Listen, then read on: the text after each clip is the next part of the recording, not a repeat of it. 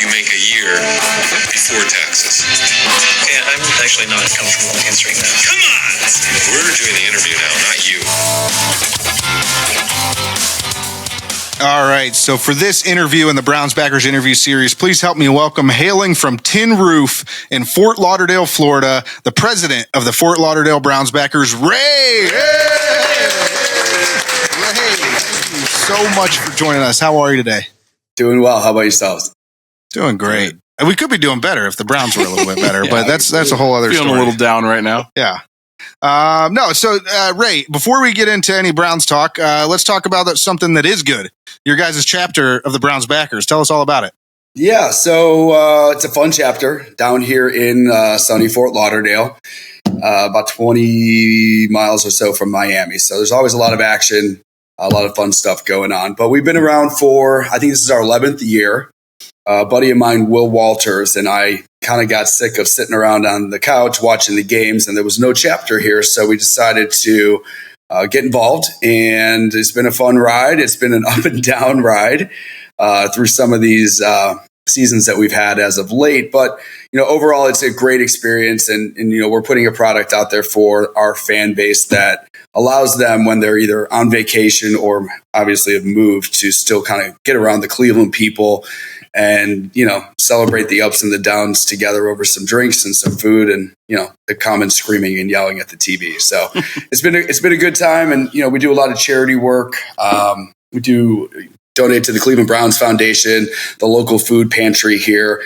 We try to get involved as much as possible. So, anytime anybody's down here in South Florida, we always welcome them to come through. We got people coming in with their suitcases to and from the airport, and obviously locals that are here full and part-time, and families and friends that come down and visit. So it's pretty fun. Absolutely. And just a message out there for all you Browns backers. These guys are phenomenal. Just because the Browns have lost some games doesn't mean you should stop going. You guys should. That goes for not only you guys, but for everybody in the Browns backers. I know that they work hard to make sure they have viewing locations for you guys. So keep going. Keep supporting those bars, even when we're bad. Yeah. Is that location? Is that close to the airport? You said people are kind of coming and going. Fort Lauderdale's a very accessible community. We're probably downtown. We're right downtown on Las Olas and Andrews. Las Olas is the main thoroughfare where the bars, restaurants, shops are, kind of that runs from downtown to the beach. And that's about maybe a 10-minute drive from the airport. So it's centrally located. Tin Roof is based in Nashville. They've got locations all over. So they're a live music joint that, throws a pretty good party on most evenings. So having that be able to be our home base has been really exciting and just a really cool place to be. Yeah, I was going to say that name sounds familiar. We were just down there. Nashville's like a second home to us a little bit. Yeah. We used to travel down there quite a bit. And I've been in Fort Lauderdale a lot recently, actually, for cruises. So I love it down there. It's awesome. So I'll definitely have to stop in next time we're down that way. Yeah, for sure. And how did you end up, kind of falling into this thing? Are you a Browns fan? Were you born and raised in Cleveland and then moved down there? Or how did that all come about? Yeah, I'm a Parma kid. And Oh, yeah. Are you Polish? I am not. Okay, I can say that my family's Polish, and they are from Parma. So it's not a normal question to just ask someone. Are you Polish? Polish people are allowed to ask other people if they're Polish. So yeah. Well, I grew up. My dad was the cop on the field, one of the cops, and my grandfather, his dad, was the cop on the field for the Browns. So as a little kid, my brother and I, and occasionally my sister, we would basically just be thrown into the mix. Standing on the edge of the field, or right there where they came in and out of the dugout at the old stadium. So I got to meet a lot of the players, and just kind of got ingrained in my blood. Just going to every single game as a kid. And then when you move away, you don't have that, that Sunday feel anymore. So that's kind of why we tried to bring this here and make it a little bit more exciting for people. And, traveling around myself, I've been able to go to some other backer clubs, and I thought, why are we not doing this here? So it's been pretty cool. And it's kind of grown to the point of where, we probably have about 120, 150 actual members. And, when people are vacationing here, we open the doors to everybody. You don't have to be a member. So you come through, and, everybody's a family in a sense. And then it's gotten kind of neat to where when the Browns play down here against the Dolphins, we've been lucky enough to be considered the main club down here. So we do what's called the Backer Bash on the night before the games, where you've got 1,500, 2,000 people. They'll bring some alumni down. We've had Leroy Horde, Hanford Dixon, and throw a pretty good party for people. And then the buses the following morning to a massive tailgate at the stadium here where the Dolphins play. So it's gotten us some pretty good recognition down here, from people who vacation and just the locals alike. And, obviously it makes it really fun for those that want to watch the Browns, good and bad, to, have a good day. Yeah. Nice. Absolutely. And now, do you anticipate this week being a busier week just with the local influence there and just for people coming out to see the Dolphins? Yeah. One thing that we've done since our inception would be to not only throw a Browns party, but make it more of a football party. So everybody's welcome.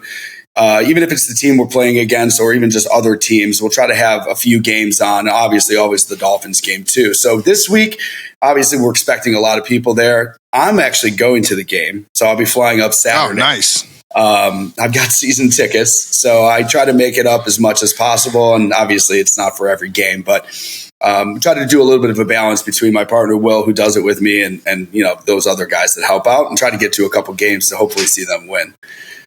I do have to say, it's wild to me the amount of Browns Backers presidents from out of state that have season tickets. And they're like, I go to every home game. I know we've got some friends up in the Northeast that they go to literally every home game. And I'm like, you guys live like 3 states away. Like, why? Yeah. I mean, it's awesome. I mean, everybody else likes to talk about how good their fans are. But Browns fans truly are something special. I got to say that. Second to none. Yeah, I was lucky enough to get up for the opener this year, which was, heartbreaking. And then we made it up for the Green Bay game a couple weeks ago, which was fantastic ending. So we'll see what happens. We'll see what happens Sunday. But in regards to the club down here, we're always expecting a pretty full house. Tin Roof's very good with us. So we try to push it out along with Tin Roof pushing it out. And we've got some local, we'll call them ambassadors, that are kind of just friends with us that shoot out a lot of posts and social media. Just to give us a presence out there and get as many people through the club as possible. Absolutely. Now, when you come up, do you stay with family here? Do you still have family in the area, or do you just stay downtown and party? I've got some family throughout. My mom's over in North Ridgeville, sisters out there. Nice. So I try to stay with them a little bit, but typically I'm staying downtown or with a friend. Just because we still like to go out, and North Ridgeville is a little bit far for an Uber.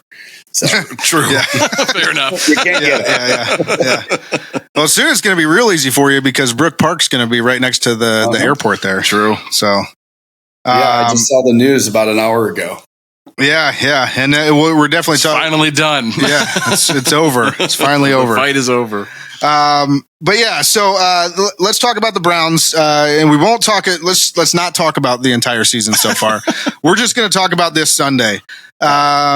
Let me ask you. I mean, you get to see a lot more Dolphins coverage than all of us. So knowing the Dolphins a little bit better than probably the average Browns fan, who wins this weekend, and what's your score prediction? The Dolphins are. I got to be honest. I think they're worse than us right now. I think we've got some talent on this team. It's just being mismanaged. And, say what you want about a lot of different topics there. But, I wouldn't have a hard time betting against them if it was the right moment. But I do think the Browns pull this out. I think it'll probably be a close game because the Dolphins are not, they have talent as well. But playing in Cleveland is a little bit of a home field advantage most of the time. So I can see the Browns winning out a squeaker here. And, if they get it together on offense, which has been difficult, who knows what they can do. But I do project that the Browns will pull this one off. I think it's a battle of two coaches that are on the hot seat, that one of them is probably not going to make it out after this weekend. I could barely. That's actually a fun discussion there. That was my follow-up question. I was going to ask you, I mean, is Mike McDaniel pretty well on the hot seat then? If body language is any sign, I think he can see the writing on the wall. I don't know what's going on with that team. Obviously, the quarterback's very frustrated and has vocalized that as well here.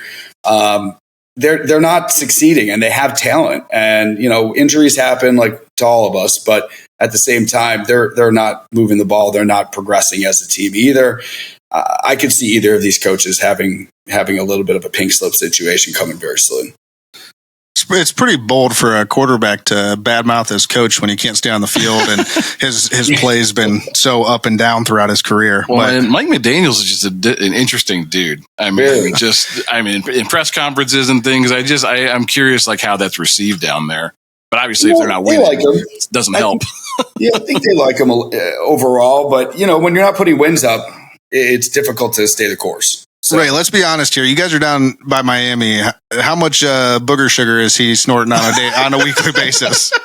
It's interesting watching him, to be quite honest. I don't know. I thought the guy got sober recently, to be honest with you. But some of these press conferences are very interesting. And, there's rumors abound. And Miami is definitely the sugar capital of it. Yeah. Yeah, we know how it goes. We might be from Ohio, but we don't live under a rock. So likewise. I don't know. Something's going on with this team. I don't know if it's just that he lost the team or maybe he's gotten, a little bit creative in the kitchen, if we'll say. But, something's going on there. I don't know if it's that, but you never know. It is South Florida. I wonder if something happened with him and Tua. He stopped sharing. I don't know. They're falling out. Yeah. I don't know. But no. So score prediction. You did not give us that yet, and I want to ask you before you give a score prediction to just keep in mind that the Browns haven't scored over 17 points in this season or most of last season. So, what is your score prediction for the game this week? This is a tough question. I was going to say 21-17 Browns. I think maybe we could pass that threshold finally.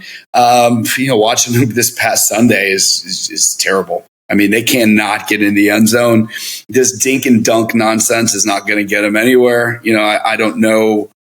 I really don't know what to say. I mean, I think a lot of us probably feel the same way, that we can go into any one of these games and have a great win, put up some points, and then there's weekends like the Pittsburgh Steelers yesterday, that they're not doing anything. So yeah. I'm going to go with 21-17 Cleveland on this one, but that could be a completely different number by the time that game. Isn't it fun watching the Browns? It really is. It's like a magic bag, and you don't know what you're going to pull out. Yeah. Ray, you're a thoughtful guy. I know we tend to keep these conversations a little shorter, but I just am curious on your take personally on the quarterback situation. Have you been impressed with Dylan Gabriel so far? Are you waiting to see Shador, or do you not think the quarterback of the future is even on this roster? I got a couple thoughts. I don't think it's Gabriel. I think he is a great backup option. I think he throws the ball where it needs to go. I think you see this with his protection. He's not throwing interceptions. Don't think he's known for that, but I could be wrong. I would like to see Shador. I saw some flashes in that first preseason game. People want to talk about the third preseason game where he went with the threes, and a lot of those guys got cut the following day or week. I don't know what they're doing with Shador. What the wild card here is where's Deshaun Watson? Because you hear the rumors. Now, I'm not saying I want him back out there, but there goes the whiteboard. That he's throwing the ball well and he's still on this team. Do they bring him back? Is that what's going on here? I don't know, but I would like to see Shador. I think Gabriel's trying his best out there. Is it the play calling, which is clearly suspicious? Or is it something else? And it really boggles my mind to see what they're doing with Shador, because something tells me he's not as bad as they're making him out to be. He can't be, right? Yeah. They make him seem like he's never played football before. Yeah, and I don't want to. I know we're going to be talking about this at length today, but I don't want to spoil it too much. But if you're going to be, you guys say he can't be that bad, but if you're going to be thrown into this offense, I think anybody could be that bad. That's true. So, I mean, it's just a tough offense to put up any sort of stats in. But, I think we're with you though. I think we're with you. We want to see Shador. We want to see what he can do. Dylan is what Dylan is, and I'm not saying that's a terrible thing. I'm just not saying that's a franchise quarterback either. Agreed. They got to do something about the line. I think the line has what was his name? Bill Callahan. His son got fired today with Tennessee. Yeah, hell yes. We might get him back. Yeah. Well, this is the best news I've heard all day. Yeah, I mean, if they bring him back, obviously they need to get the talent, and there's a couple guys that are a little old, and there's some injuries, but that offensive line is horrendous right now. So it doesn't matter who's behind center. If you're not going to protect anybody, especially a young quarterback, you're going to have a disaster on your hands, and we're witnessing it. So, yeah. Absolutely. Well, I know Kenny mentioned it just a minute ago. You are a very, very thoughtful guy, and you clearly know your Brown stuff. So we would love to sit here and chat with you all evening. Unfortunately, we have a 2-hour podcast to record. So, Got it. Ray, we really appreciate you being on with us. We appreciate you taking the time. If we're ever down in Fort Lauderdale on a Browns Sunday, we're going to be looking for Tin Roof, and we're going to be looking for Ray. We're going to come see you guys in the Fort Lauderdale Browns Backers. Absolutely. Anytime, guys, call me if you need a guy to step into. And if it's not football season, feel free to reach out, go grab a beer, whatever you guys want to do down here in South Florida. It's a good time. Absolutely. Sounds Thanks, good. Ray. Thank you. You got it, gentlemen. We're the Fort Lauderdale Browns Backers, and you're listening to the Burning River Sportscast. Go Browns.